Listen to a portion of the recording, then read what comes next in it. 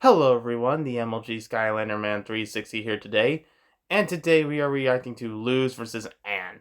This is brought by us by the Fan Battle channel, and this is actually a more interesting fight considering both characters, which I only did watch of Season 1 of Owl House. I really never watched the entire series, which I kind of feel bad because I actually heard it was really good, like, afterwards of Season 2 and Season 3. Or is it 2 seasons? I don't know. I haven't, as I said, I haven't watched it as long. But with Anne, I really did like the Amphibia series. Really enjoyed it. It had a really sad ending though, but it was really cute, and I understand why. Which, spoilers, if you haven't watched the series yet, then be aware there are spoilers. But the show itself was so sad, and I understand that we are growing up and there are things that we can't control. But yeah, I did love that purpose of the ending of that show, and it really made me feel like I understand it. But anyway, guys, without any further ado, let's begin the reaction.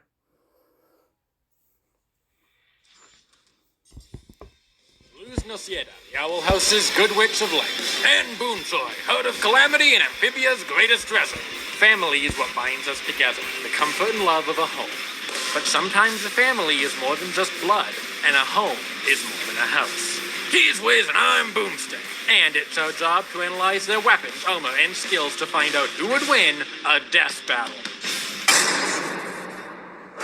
Luz Noceda was not what you'd call a normal middle schooler. What, like she had fancy hidden powers or something? No, not quite. She'd bring snakes to class, taxidermy animal parts together, and ad-lib her intestines falling out in school plays. That kind of not normal. Oh, I don't know, Wiz. I've got a daughter, and that all sounds pretty normal to me. And just like that, you've proven my point. Regardless, Luz's tendencies made it hard for her to make friends. She knew it, the school knew it, and her mother knew it. Which is why it probably shouldn't come with a surprise that her mom signed her up for some summer school courses at Reality Tech Summer Camp. Luz was less than enthused to go. Her father had passed away when she was younger, having gifted her a copy of what would soon become her favorite book, The Good Witch Azura. Luz got big time into fantasy and nerd culture as a whole, which is why it pained her so much to part ways with it and leave. Still, she knew it would be for the best, and she cleaned out all her old nerd stuff. But deep down, she really didn't want this. It was her escape from reality, letting her step into a whole new world. And so, almost poetically, that's exactly what fate had in store for her. On the day she was meant to catch the bus to camp, something happened. Unwilling to part with her beloved book, she went to fish it out of the trash, only to find a weird owl making off with the bag. Pursuing the secret to an old abandoned shack in the woods, Luz would unknowingly find herself running straight through a dimensional plump, escaping reality and stepping into a whole new world. This was the Demon Realm, or specifically the Boiling Isles, and that owl Luz had been chasing turned out to be a talisman, a sort of magic animal companion belonging to none other than Ida the Owl Lady, self-proclaimed most powerful witch in the realm and its most wanted criminal. Ida, who had made a living selling whatever junk their talisman Owlbert brought through the portal, sensed massive opportunity from the human who had fallen right into their lap. And so, they made a deal. Ida would help Luz get back home, and Luz would help Ida secure a nice profit. So, as you might have guessed, Luz quickly changed her mind. Truth is, she didn't want to go back home, not yet at least. What she really wanted was to learn magic. And boy, would she not let up in begging Ida to teach her, especially not after moving in with her and her roommate, the self-titled King of Demons, King. Wow, real creative name there, buddy. Unfortunately for Luz, witches are only able to cast magic due to a special bile sac they have, making it impossible for Ida to teach Luz. For any other person, this would be a dead end. But Luz isn't any other person. One fateful night, by pure happenstance, Luz stumbled upon something. A glyph. A long-forgotten rune, part of the purest and primal form of spellcasting. This glyph and others of its caliber draw their magic from the Titan itself, the long-dormant colossus that the Boiling Isles themselves lay on top of. This glyph meant light, one of the 4 ancient elemental glyphs. Luz would single-handedly teach herself this language and reinvent a method of magic long thought dead. Even without a bile sac, with just a pencil and some paper, Luz could draw these glyphs into being and channel their power. It wouldn't be long before Luz learned the 3 other core glyphs: ice, plant, and fire. Becoming a prodigy in her own right, it's no wonder she'd be accepted into Hexside, the Isle's school for young mages, especially when she went above and beyond, experimenting with glyph combos to create whole new spells like invisibility. And it's not like glyphs are some dollar store magic compared to what witches could do.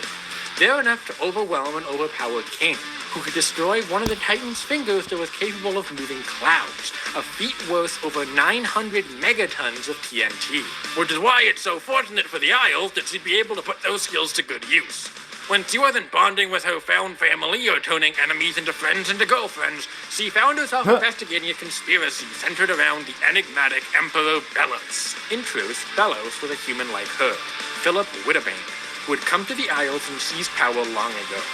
Unlike Luz, Belos hated witches and wanted nothing more than to end them with a ritual he'd been setting up for centuries, the Day of Unity. And as a master of publicity, Belos had the Isles kowtowing to him and thinking the Day of Unity would be their salvation. And, like Luz, Belos had become a master of glyphs. Luz even unknowingly studied his works and, via time travel shenanigans, ended up being the one who first showed him glyphs. His army consisted of the best mages the Isles had to offer, like the Golden Guard Hunter and the Emperor's Coven Head Lilith. Mages so well trained and quick on the draw that they could move at the speed of light to block waves of, well, light before they were hit. And Luz could go blow for blow and match the best of what the Emperor had to offer, even befriending the aforementioned pair and having them join in the fight against them. So, she alone wouldn't be able to stop the Day of Unity. But working with her new friends and family, she sort of did. The day was saved and Belos' plan was thwarted, but a whole new threat had been released. The Collector, a key component in Belos' ritual and the childlike god who just wanted to have fun in the world by making it his plaything, had been set free.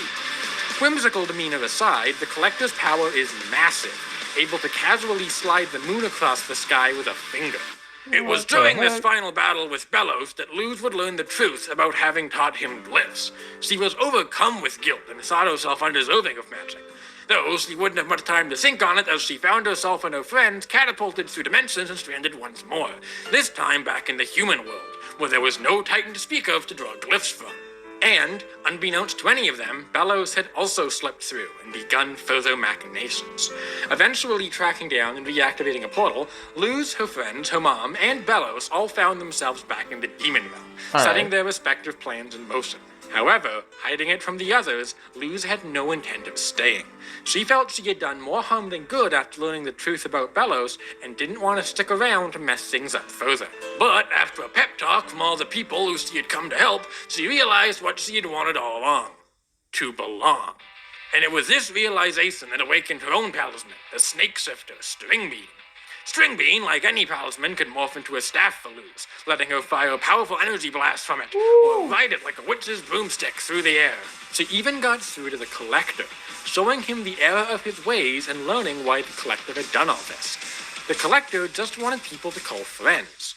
When he first came to the planet, he had befriended the Titans that once lived there, but his people, the Archivists, lived in fear of the Titans and their superior strengths.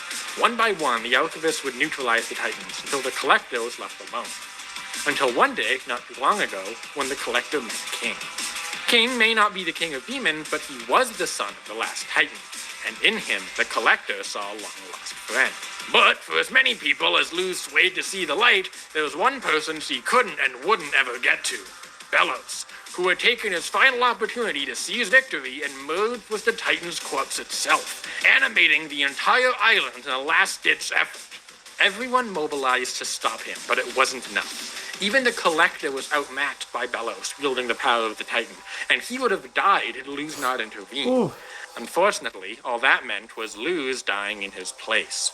Luz found herself in the in-between, the nexus between life and death, where she would meet the spirit of the Titan, King's dad.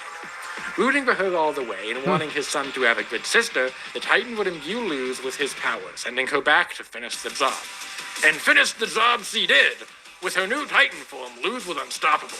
She could fly through space, create force field bubbles around her, unleash a supersonic Titan roar, and channel magic without needing glyphs. She did what the Collector couldn't, decisively overpowering Belos and ending him once and for all. Parting ways with the last of the Titan's life force, Luz returned to normal and was hailed as a hero across the ice, even as her glyphs ceased to function as the Titan spirit was put to rest. But her story wasn't over.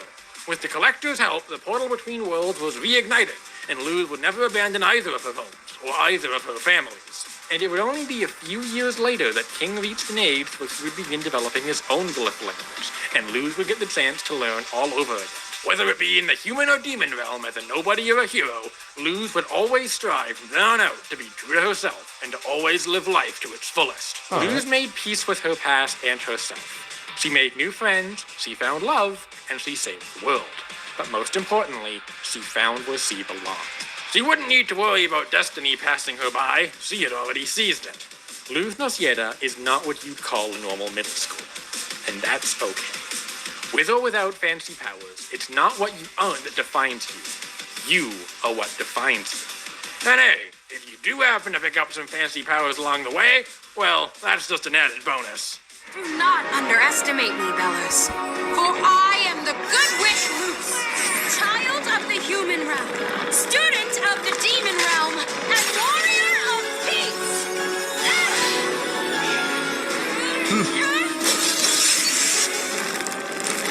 Now eat this, sucker!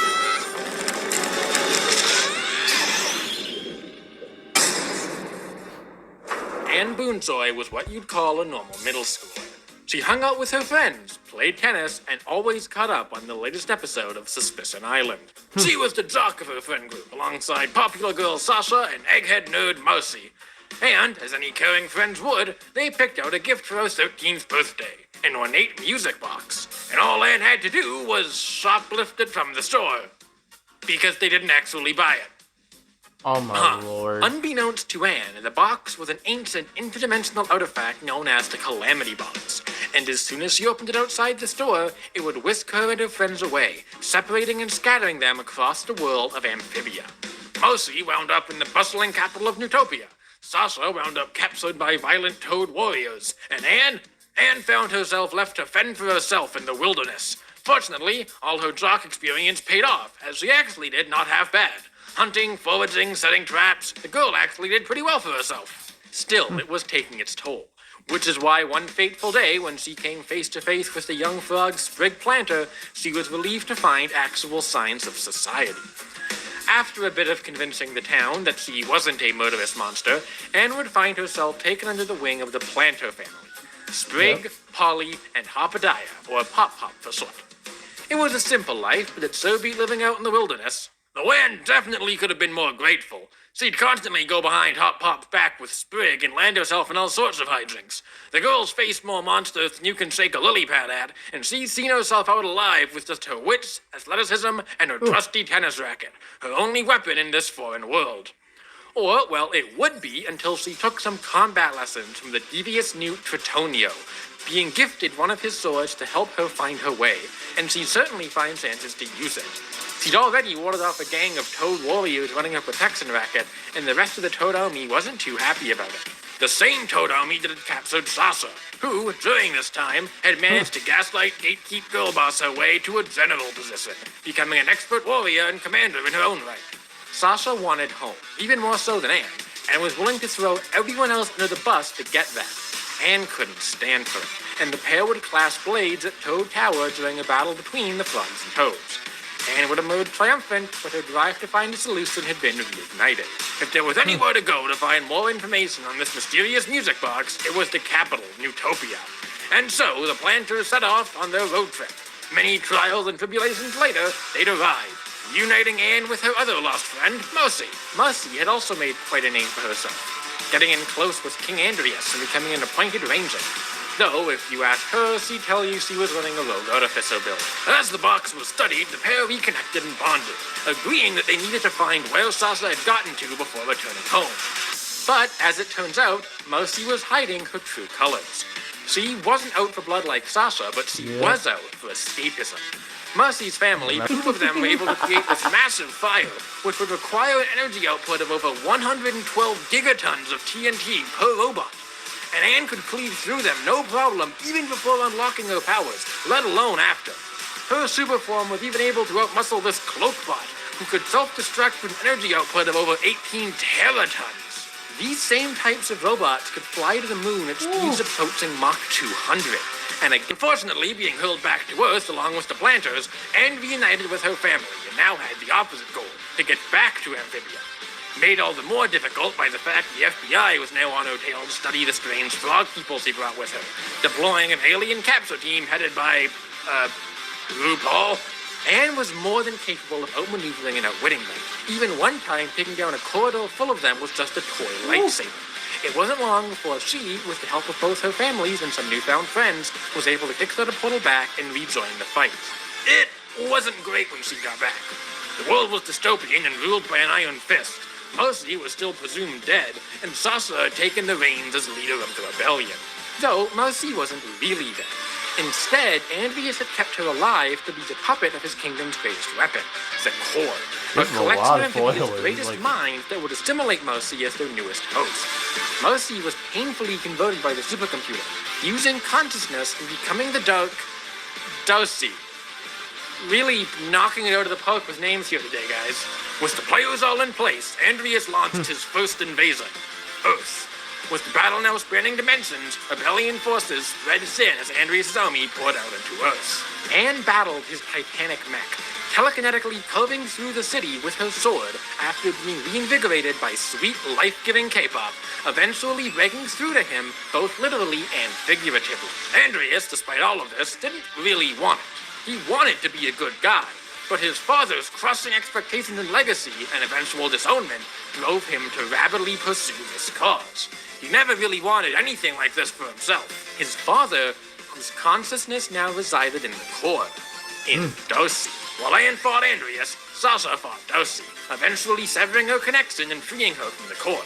With the core thwarted, Anne returned to Amphibia for a final celebration, knowing she had a welcome home in either world. It was then the core would initiate its final gambit. Long ago, her and her friends were prophesied. All of this was the prophecy of Amphibia's greatest treasure. Not the box, but them.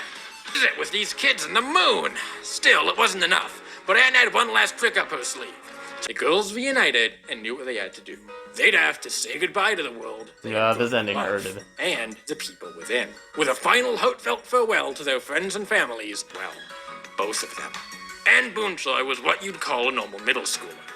Was. But now, after all she's been through, that couldn't be further. Alright, the combatants are set. We run the data through all possibilities. It's time for Death Battle! Here we go. Stupid box. Unless LA's really remodeled since I left, I don't think this is home. Oh, sorry. Let me just... Are you... A human? Wait, I read about that thing. This must be my lucky ticket back home. And scoop?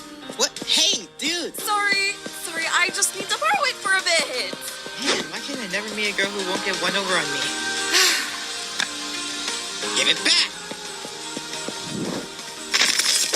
I can explain everything, just... Oh, it's on now. Ooh. And sir!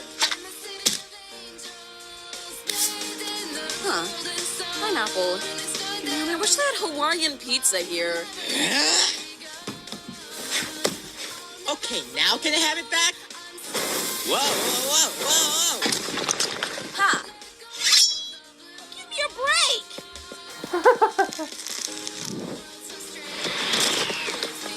Look, Dude, look, I don't want to hurt you. great, so we can be friends. Ha! Maybe after I get that box back. Yeah, well, you're gonna have to wait on that. Great, yeah, of course. Why not? Okay.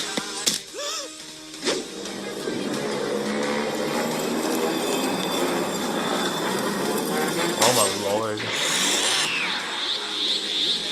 Titan, how? Surprise. Ha! No big deal, really. Huh? Okay, finally, I lost it. You sure about that, dude?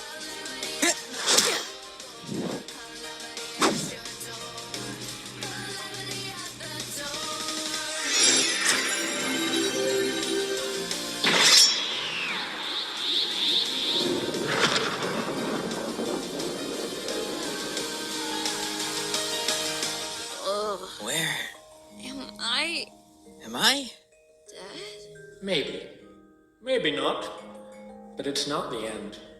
You've got a lot of people in your corner, whether you know it or not. So get back out there. This means more than you could ever know. And hey, this may help you. So let's get back to it. The show must go on. Oh, Whoa, dude, you look sick. I do? I do! Ready to go again? Ha! I was about to ask the same thing.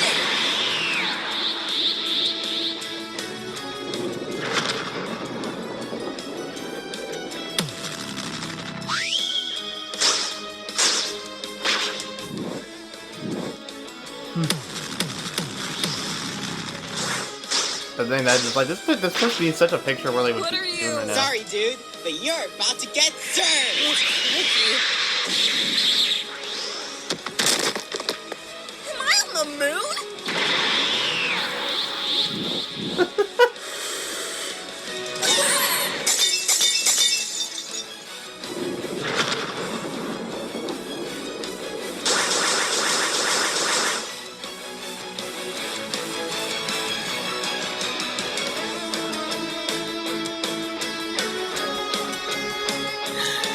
You... This has been fun. I hope we get to see each other again. Yeah, me too. I'm loose. And Boonchuy. Thank you, Luz.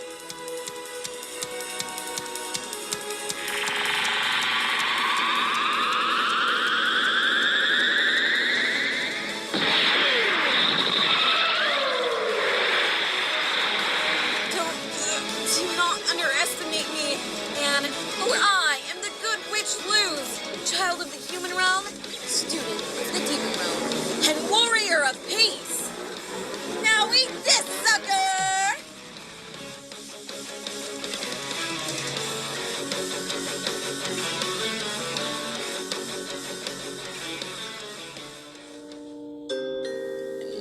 No, I didn't mean to. I wasn't supposed to. Shh.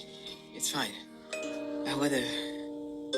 It would have happened anyways. I got carried away. It's fine. Promise. Promise? As long as you can promise me, don't stop fighting. Whatever you need that box for, I hope you see it through to the end. And I hope you'll remember me. We gotta stick together against the world. I promise. Thank you, Luz. I promise.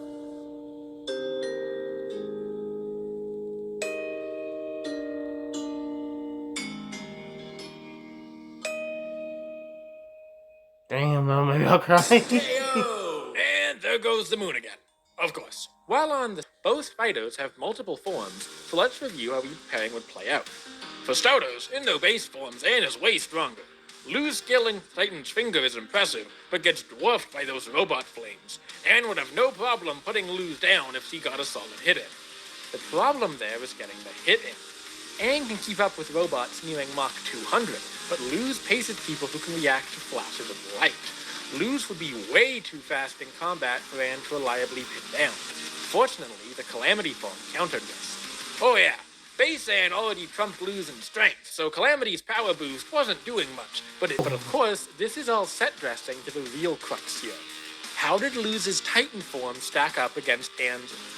Remember, Titans, like the one who Luz was bestowed the power of, are in the same league of power as Alchemists, and the Collector, a child Alchemist, was able to casually drag the moon like a desktop icon. Calculating the kinetic energy of such a feat would put its power yield at 8 lonatons of TNT, 200 times greater than Anne's final attack. That's not even Mentioner's greater range and area of effect that it's unlikely one side would time out mid-fight. There's also the matter of resurrections. Anne was a masterful warrior and a true powerhouse, but Luz's titanic strength, greater range of options, and cunning mind were enough to land her the win. This battle so was enlightening, but in the end, Anne had to croak. The winner is Luz Noceda. Alrighty.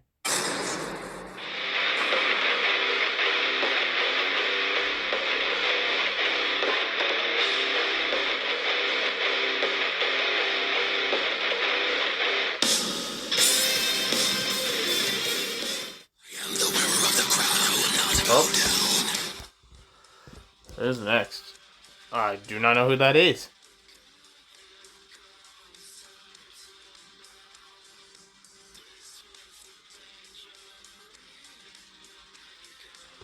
Move up.